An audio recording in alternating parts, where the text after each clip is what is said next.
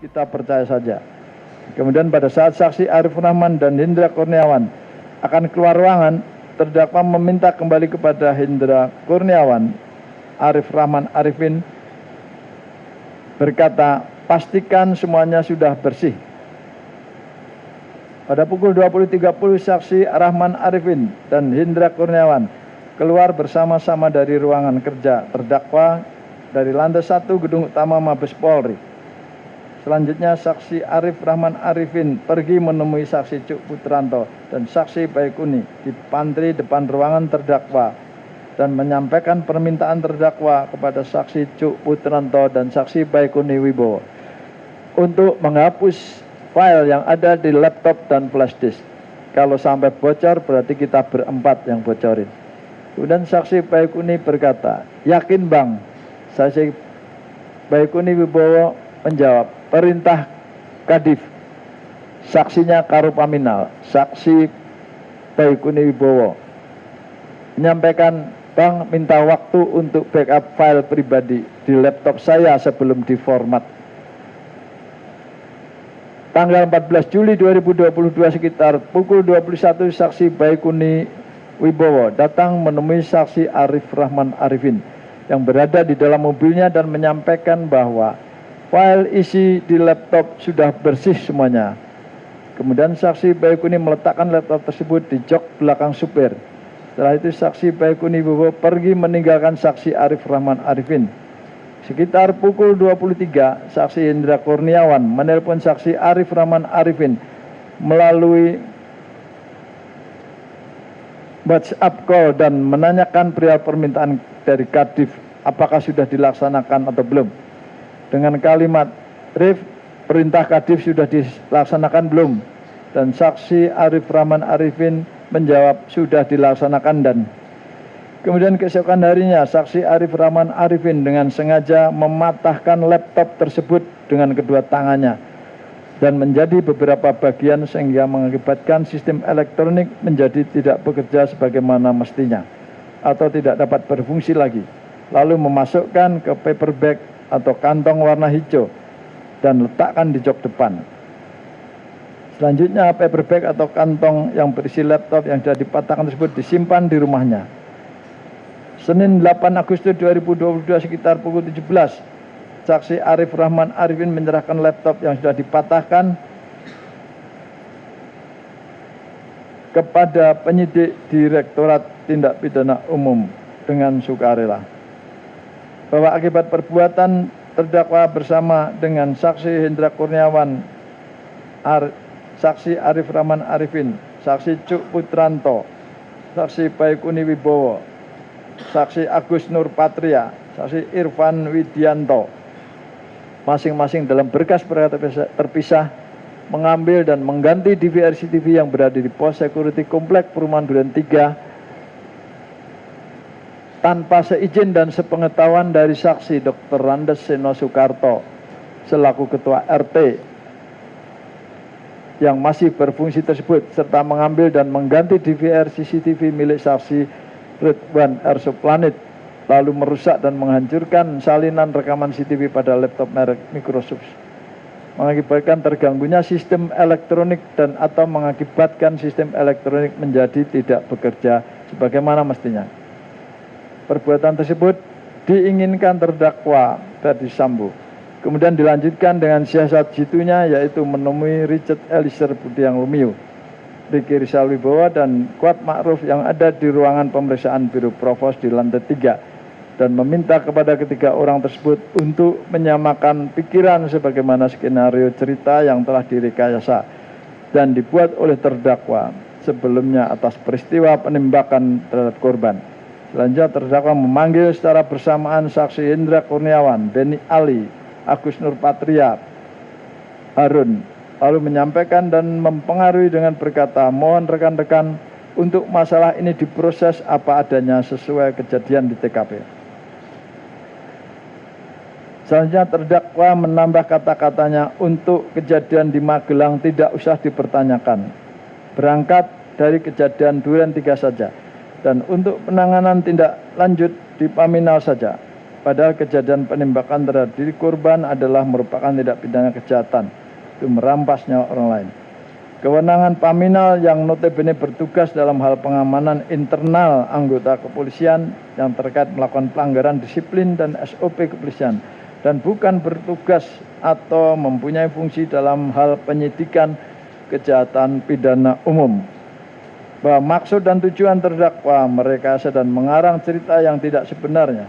Tujuannya untuk menutupi fakta kejadian sebenarnya, meninggalnya korban di rumah dinas terdakwa, sehingga tercapai niat dan tujuannya mengaburkan tindak pidana yang telah terjadi. Ternyata jejak-jejak DVR CCTV milik orang lain atau publik yang berada di pos security komplek perumahan telah mengungkap kejadian perkara yang sebenarnya dan bukan dengan rekayasa terdakwa, di mana keterangan antara terdakwa yang mengatakan terkait peristiwa penembakan terhadap korban. Pada saat terdakwa datang ke rumah dinas Duren 3 telah terjadi tembak-menembak antara korban dengan saksi Richard. Namun berdasarkan hasil rekaman tersebut, di mana saat terdakwa Ferdi Sambo datang ke rumah dinas milik terdakwa di Duren 346, Nofriansyah Yosua Huta Barat masih hidup dan sedang berjalan dari pintu samping garasi menuju rumah samping melalui taman rumah setelah terdakwa Ferdi Sambo sampai di rumah dinasnya.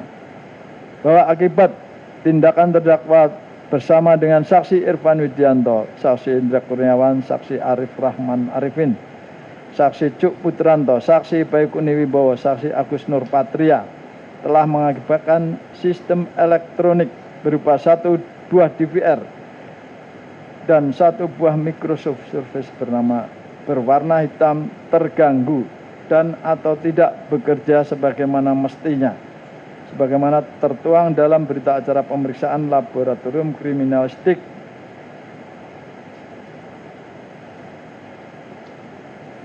perbuatan terdakwa sebagaimana diatur dan diancam pidana dalam pasal 49 Yungto pasal 33 Undang-Undang Nomor 19 Tahun 2016 tentang perubahan atas Undang-Undang Nomor 11 Tahun 2008 tentang informasi dan transaksi elektronik, Yungto pasal 55 ayat 1 ke 1 KUHP. Bisa dilanjutkan, silakan. Subsidiar. Saya lanjutkan.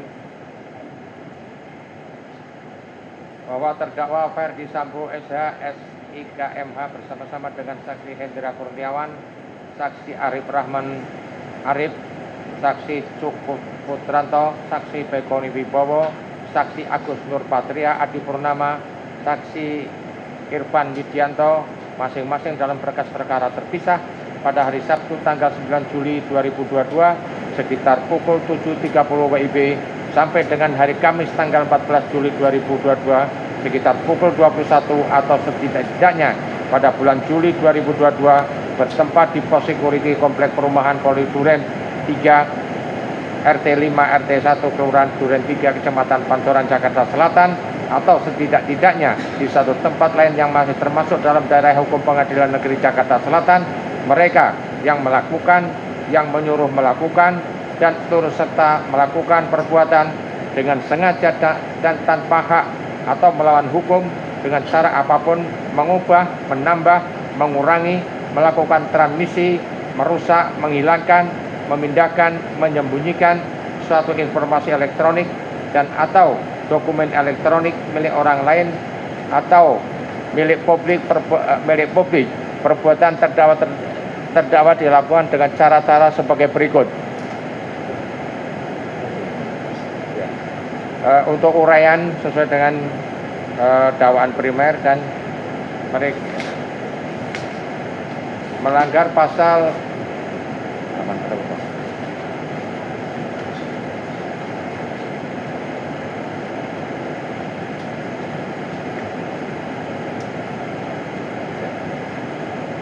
perbuatan terdakwa Ferdi Sambo SH SIK MH sebagaimana diatur dan diancam pidana dalam pasal 48 junto pasal 32 ayat 1 Undang-Undang Nomor 19 Tahun 2016 tentang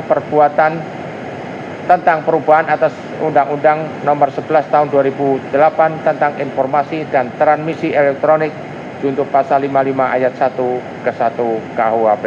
Atau kedua, primer, bahwa terdakwa Ferdi Sambo bersama-sama dengan saksi Hendra Kurniawan, saksi Arif Rahman Arif, saksi Cuk Putranto, saksi Baikoni Wibowo, saksi Agus Nurpatria Adi Purnama, Arifin Widianto, masing-masing dalam berkas perkara terpisah pada hari Sabtu tanggal 9 Juli 2022 sekitar pukul 7.30 WIB sampai dengan hari Kamis tanggal 14 2022 sekitar pukul 21 WIB atau setidak-tidaknya pada bulan Juli 2022 bertempat di pos security Komplek Perumahan Polri Duren 3, Kecamatan Pancoran, Jakarta Selatan, atau setidak-tidaknya di satu tempat lain yang masih termasuk dalam daerah hukum Pengadilan Negeri Jakarta Selatan.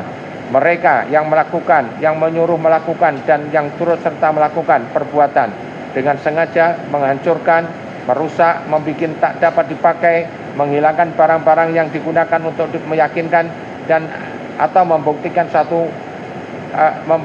sesuatu di muka penguasa yang berwenang, akta-akta, surat-surat atau daftar-daftar yang atas perintah penguasa umum terus-menerus atau tidak sementara waktu disimpan atau diserahkan kepada seorang pejabat ataupun kepada orang lain untuk kepentingan umum. Perbuatan terdakwa dilakukan dengan cara-cara sebagai berikut. Berawal pada hari Jumat tanggal 8 Juli 2022 sekitar pukul 16 WIB telah terjadi penembakan terhadap diri Brigadir Nofriansah Yosua Huta Barat sehingga mengakibatkan hilangnya nyawa Nofriansah di rumah dinas terdakwa milik terdakwa Sambo di Komplek Perumahan Polri Duren 3. Akibat penembakan tersebut, terdakwa Ferdi Sambo timbul niat untuk menutupi fakta kejadian sebenarnya dan berupaya untuk mengaburkan dengan cara menghancurkan, merusak, membuat tak dapat dipakai, menghilangkan barang-barang yang digunakan untuk membuktikan tindak pidana yang telah terjadi, sehingga salah satu upaya yang dilakukannya yaitu menghubungi saksi Hendra Kurniawan sekitar pukul 17.22 WIB di mana saksi Hendra Kurniawan sedang berada di kolam pancing Pantai Indah Kapuk Jakarta dan meminta agar segera datang ke rumah terdakwa di Komplek Polri Duren 3. Berselang sekitar pukul 19.15 saksi Hendra Kurniawan tiba di rumah terdakwa di Komplek Perumahan Polri Duren 3 dan bertemu langsung dengan terdakwa di karpot di rumahnya, di mana pada saat itu saksi Hendra Kurniawan bertanya kepada terdakwa, "Ada peristiwa apa, Bang?" Dijawab oleh terdakwa, "Ada pelecehan terhadap mbakmu." Kemudian terdakwa Ferdi Sambo melanjutkan ceritanya bahwa mbakmu teriak-teriak saat kejadian itu. Lalu